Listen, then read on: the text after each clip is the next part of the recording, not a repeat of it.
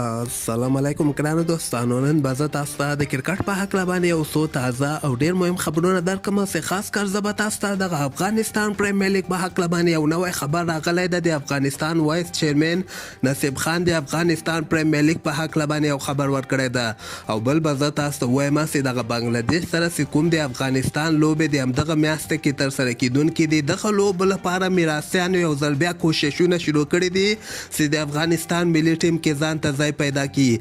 او بل به زه تاسو ته دغه بنګلادیش پریمیر لیګ په هکله باندې یو خبر درکړم چې نن په بنګلادیش پریمیر لیګ کې فضل حق فاروقي لوبه ترسره کړې وله او شهزاد محمدي او ځل بیا ناکامه شوې ده.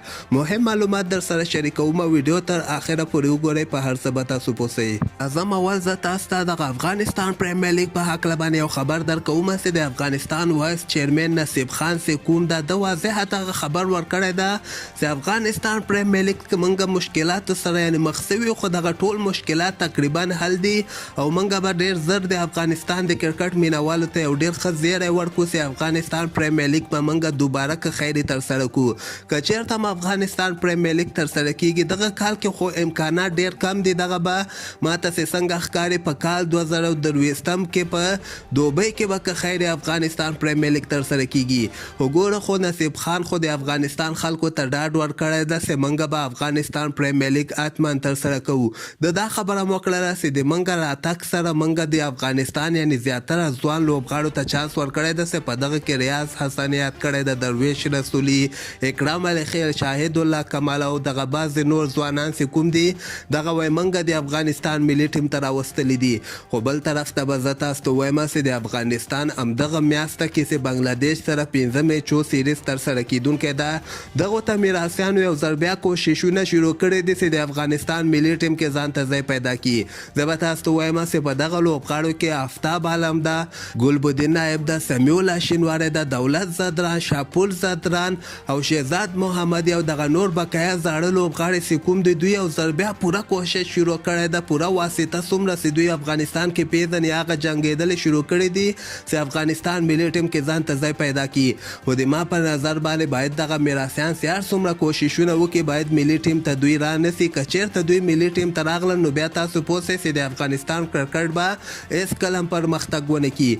او زه به تاسو ته دا هم وایم چې افغانستان کرکټ بورډ کیدای شي دغه راتلونکې هفته کې بنګلادیش ته د افغانستان لوبغاړي اعلان کړي. دې علاوه به زه تاسو ته دغه بنګلادیش پریمیر لیګ په هکله باندې یو خبر درکړم چې نن په بنګلادیش پریمیر لیګ کې 2 لوبې ترسره شوې. دغه سهار ټایم کې چې کومه لوبه ترسره شوې دغه د فضل حق فاروقي، قیس احمد او شهزاد محمدي ټیم دغه لوبه ترسره کړې وله چې په دغه لوبه کې هغه بل ټیم 149 رنزه ټارګټ د شهزاد محمدي دوی ټیم ته ورکړی و. زه به تاسو ته وایم چې فضل حق فاروقي په دغه لوبه کې 4 اوورو کې 32 رنزه ورکړی او د مقابل ټیم یو لوبغاړی موټ کړی ده.